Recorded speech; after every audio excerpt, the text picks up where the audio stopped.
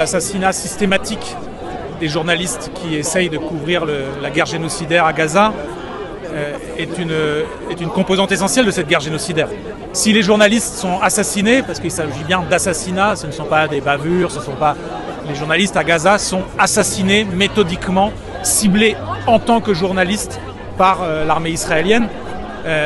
C'est une dimension à part entière de la guerre génocidaire parce qu'évidemment, les journalistes sont ceux par qui la vérité, par qui les images, par qui les témoignages peuvent accéder au monde extérieur et être certifiés par le monde extérieur. Parce que tout le monde peut envoyer des vidéos, mais quand on dit c'est un journaliste, dans l'imaginaire des gens, souvent il y a cette idée que c'est une information sérieuse. Donc, Tsahal, l'armée israélienne, assassine méthodiquement les journalistes à Gaza.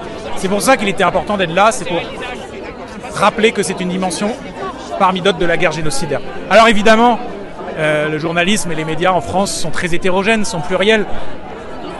Je ne donnerai pas de nom, mais il y avait ici des journalistes qui ont été des combattants de la première heure pour la vérité, des journalistes qui, il y a encore quelques mois, avaient des discours un peu plus ambigus, on va le dire, et puis il y a des journalistes qui ne sont pas là. La rédaction de CNews n'est pas là. Les complices du génocide et ceux qui passent leur temps à dérouler l'argumentaire du gouvernement suprémaciste israélien ne sont pas là. Donc on pourrait dire, et pourquoi les journalistes et pourquoi pas tout le monde? Bon, nous manifestons en hommage à toutes les victimes.